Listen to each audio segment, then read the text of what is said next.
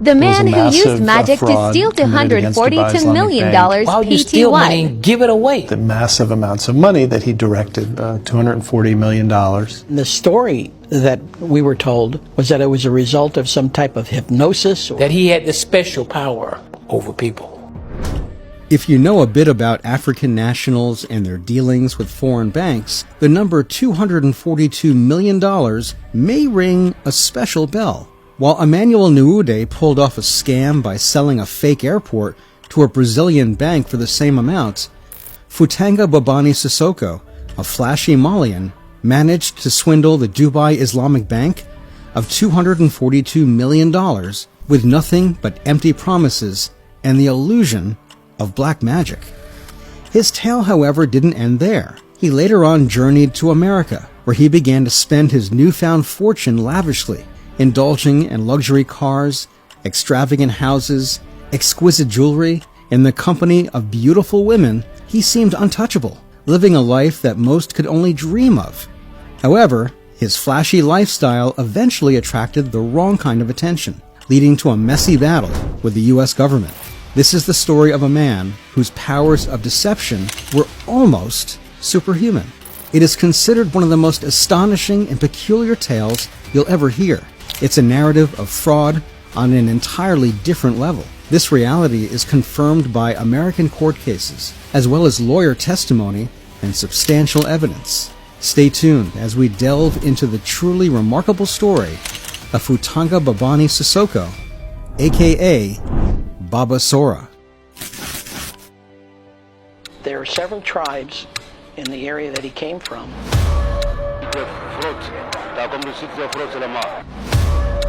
Avec les caméléons, si tu mets cette pommade.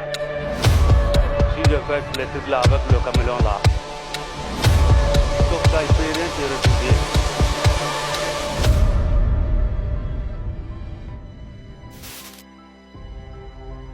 Born in the village of Dabia near Mali's capital Bamako, little is known about Sissoko's early years. However, it's believed that he was born a jelly. In case you're unfamiliar, a jelly in the African tradition is a hereditary artisan who excels in music, praise, song, dance, and storytelling. Jellies were respected for their connections to spiritual, social, and political powers, and Sissoko's family had a musical background. His mother was a singer, and he himself had extensive knowledge of the jelly repertoire. Despite this, details about his early life are scarce.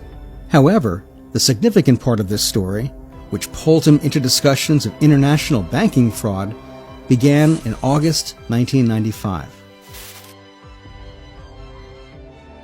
So the year was 1995, when Sissoko arrived in Dubai from Bamako in search of doing business. Back then, Dubai was beginning to thrive as a hub for tourism and commerce, and it attracted many to set up businesses and engage in trade. Sissoko was one of those people. He arrived in Dubai on a business visa and soon headed straight to the Dubai Islamic Bank, a prominent institution in the city. He straight away insisted on meeting the bank manager, Mohammed Ayub. This raised eyebrows among the employees, as it wasn't common for someone to demand such a meeting immediately. Despite this, Sissoko persisted, and he secured a meeting with Ayub. The meeting began, and Ayub inquired about Sissoko's purpose. In his response, he requested for a loan to buy a car. Typically, loans require certain criteria, like stable employment or income, which Sissoko lacked as a newcomer to Dubai. Nevertheless, he managed to persuade Ayub to grant him a car loan without any collateral. After receiving the loan, Sissoko expressed immense gratitude, bought a small Japanese car with the money, and later invited Ayub to the house he was renting for dinner.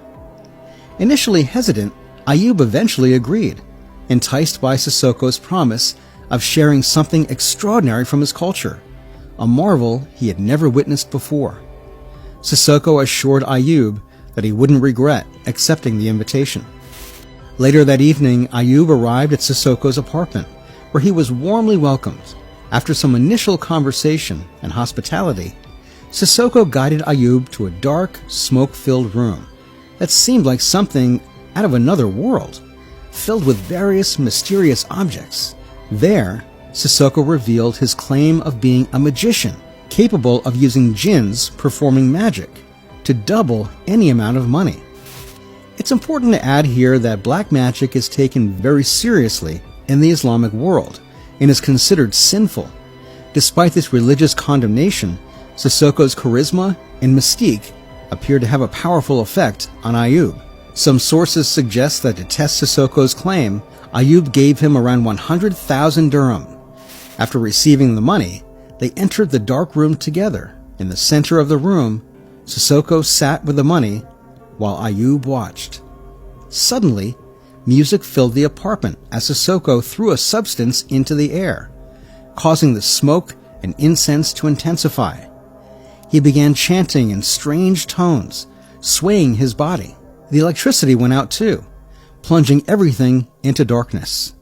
Shortly after, a loud noise erupted from an adjacent room, and a man ran out screaming about a jinn attack. Bewildered, Ayub didn't know what to do.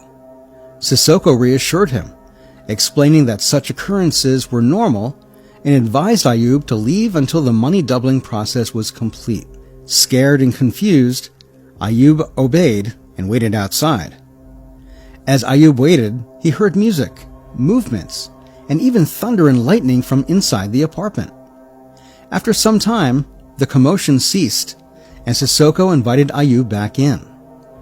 Inside, Ayub noticed the money on the table, now doubled to 200,000 dirham. Sissoko claimed that the money had indeed doubled, convincing Ayub of his sorcery.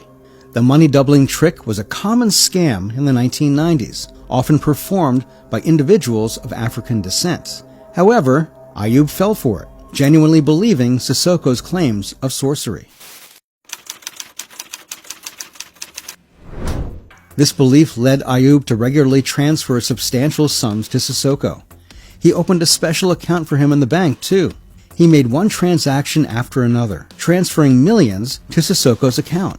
However, the money was never returned, double as promised. Strangely, the manager kept making one transfer after another, all from the bank's funds. Between 1995 and 1998, Ayub executed a staggering 183 transfer operations to Sissoko's accounts, not only in Dubai, but also in various countries worldwide, including the United States, Switzerland, and France. The total of these transfers reached an astonishing $242 million. Now, the reason why Ayub kept sending money is unclear. Some speculate that Sissoko might have used magic to cloud Ayub's judgment, compelling him to continue the transfers.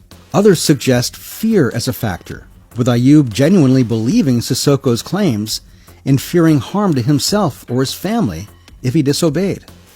Another theory is that Sissoko may have had leverage over Ayub or threatened to expose him if the transfers ceased. Another puzzling aspect is how such massive amounts were withdrawn from the bank over 3 years without detection. Despite Ayub's authority in the bank, there should have been accounting processes and audits in place. Yet the withdrawal of such huge chunks of money went unnoticed. This begins the second chapter of the story, which focuses on Sissoko's lavish lifestyle, which is funded by the bank. While these hefty transactions were being made, Sissoko returned to his hometown in Mali in 1995. There, he generously started distributing gifts and initiating projects, earning him admiration and reverence from the villagers. It is said that it was during this time that people started calling him Baba Sora, meaning someone who was very generous. After spending some time in the village, Sissoko decided to move to the United States, particularly New York.